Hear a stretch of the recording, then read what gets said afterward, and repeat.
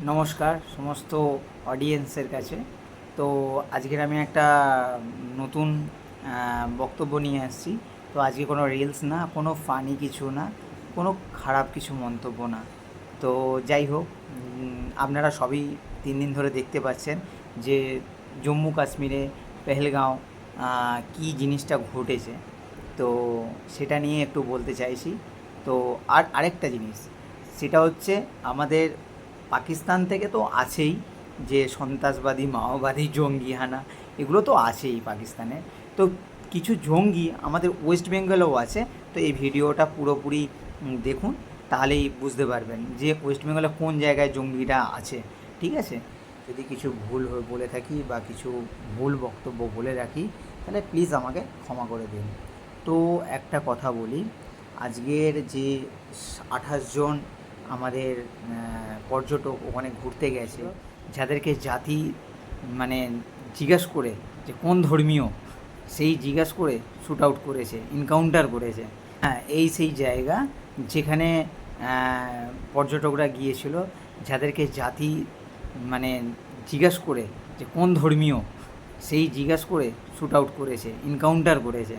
তো এই সেই জায়গা যেখানে অনবরত গুলি চালিয়েছে জঙ্গিরা। তো আপনারা দেখতেই পাচ্ছেন, এই সেই জায়গা যেখানে ধর্মীয় নাম জিজ্ঞাসা করে যে কোন ধর্মীয় তুমি কলমা পড়তে পারো কি না। তো সেখানে শ্যুট আউট করেছে এত পর্যটকদেরকে, দেখতেই পারছেন। আর এই যে জিপ লাইন আছে, এই জিপ লাইনে করে জঙ্গিরা গিয়ে ওখানে শ্যুট আউট করেছে, ঘোড়ায় চেপে পর্যন্ত শ্যুট আউট করেছে। কি বলে যে সন্ত্রাস বা যারা মাওবাদী হয়, যারা সন্ত্রাস, তাদের নাকি কোনো জাতিভেদ হয় না। প্রত্যেকটা পর্যটক, যাদের যে মৃত পরিবার, তারা সামনে ক্যামেরার সামনে নজরবন্দি হয়ে বলেছে যে আমরা হিন্দু, আমাদেরকে জোর করে বলেছে যে তোমরা কলমা পড়তে পারো কি না। তা তোমার জিজ্ঞাসা করেছে তোমরা 5 ওয়াক্ত নামাজ পড়তে পারো কি না, তারপর তাদেরকে শ্যুট করেছে। ঠিক আছে? তো যাই হোক, তো আমি ভারতীয় নাগরিক হিসাবে আমি আমাদের প্রাইম মিনিস্টার নরেন্দ্র মোদীজিকে জোরহাত করে বলছি, যেন সারা ভারতবাসী যেন এই ভিডিওটা দেখে, প্লাস সারা ভারতবাসী যেন এই সন্ত্রাসবাদীদের যে যে হারে আমাদেরকে অত্যাচার করেছে, যে হারে আমাদের পর্যটকদের ওপরে গুলি চালিয়েছে, সেইভাবে যেন ওরা আর কারোর দিকে না এরকমভাবে না মানে ডাকাতে পারে বা কোনো কিছু না করতে পারে। ঠিক আছে? তারা যেন দুবার ভাবে বা ভয় পায়। তো আমি আরেকটা জিনিস দেখাতে চাই, তোমরা একটু লক্ষ্য করে দেখো। ঠিক আছে? যে পাকিস্তান থেকে তো মাওবাদী বা সন্ত্রাসবাদী জঙ্গি তো ঢুকছেই, কিন্তু আমাদের ভারতবর্ষে, আমাদের ওয়েস্ট বেঙ্গলে এত বড় বড় টেররিস্ট, ঠিক আছে, যে মাওবাদী এখনও পর্যন্ত আসে, তা দেখে নাও তোমরা। ঠিক আছে? এই সেই ছেলে কমেন্ট করেছে। তো কমেন্টগুলো আপনারা একটু ভালো করে মনোযোগ দিয়ে পড়ুন। ঠিক আছে? কমেন্টগুলো ভালো করে পড়ুন।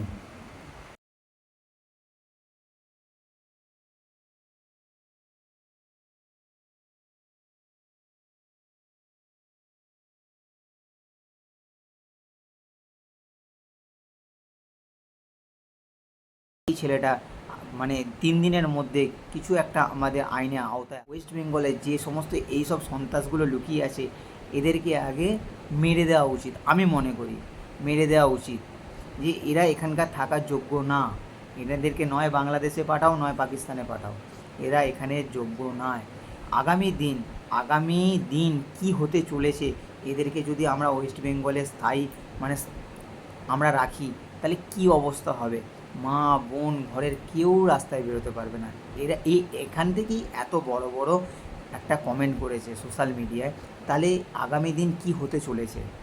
তো আমি আমাদের মাননীয় মুখ্যমন্ত্রী মমতা ব্যানার্জিকেও বলতে চাইছি হাত জোড়ো করে, এই ভিডিওটা, এই পোস্টটা আপনি যদি দেখে, যেন মাননীয় মুখ্যমন্ত্রী এই ছেলেটার বিরুদ্ধে কোনো রকম একটা স্টেপ নেয়। মাননীয় মুখ্যমন্ত্রীর কাছে আমি হাত জোড়ে বিনীত আবেদন করছি, যেন এই জিনিসটা আইনের আওতায় আসে। ক্ষমা করবেন। জয় হিন্দ।